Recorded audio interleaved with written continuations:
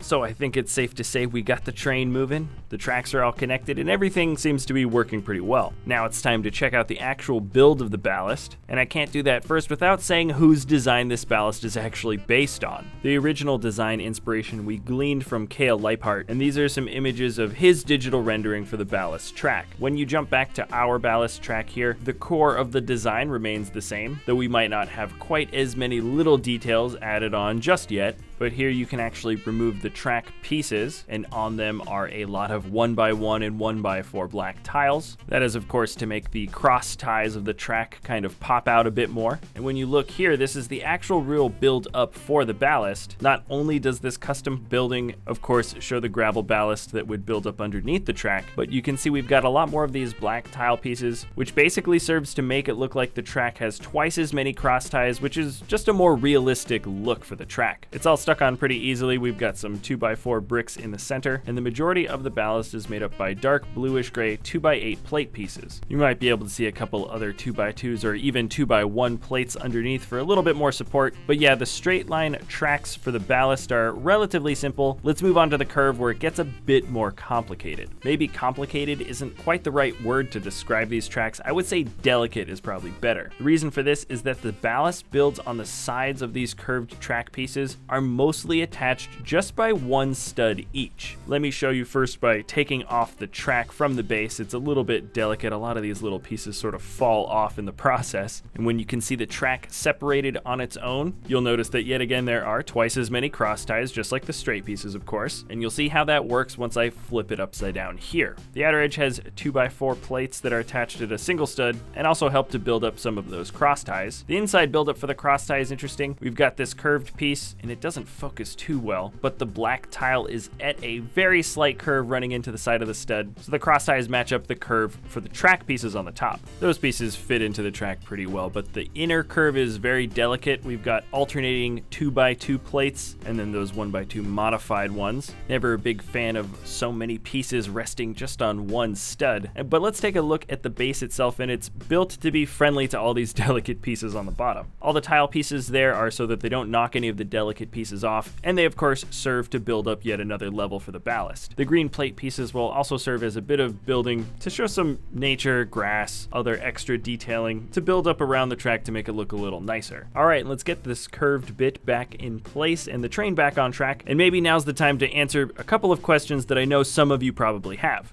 Yes, the metal railed tracks we are using are 9 volts, despite the fact that the train we are using is the 10194 Emerald Night train. This is a remote controlled set, and the train does remain remote controlled. We have the battery pack built into a somewhat custom modified coal car. It fits in pretty easily, and of course we've got a couple of passenger cars for good measure. So once again, future plans for the track will include sort of just beautifying it, making it look a little bit more complete and nice with some plants and other organic growth, I suppose.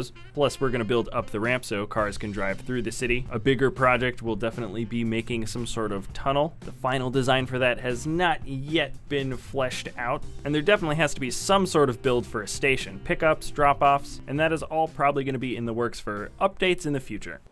All right, so that is it for this episode. Thanks a lot for watching. We will be doing updates on our track as well as updates for our Lego City. As you can see, there's still a lot more work to get that thing looking even semi-complete. But other than that, thanks again for watching. We really do enjoy making these videos for you guys. And if you enjoy our content, you can always like or subscribe. So we'll see you next time at BrickVault.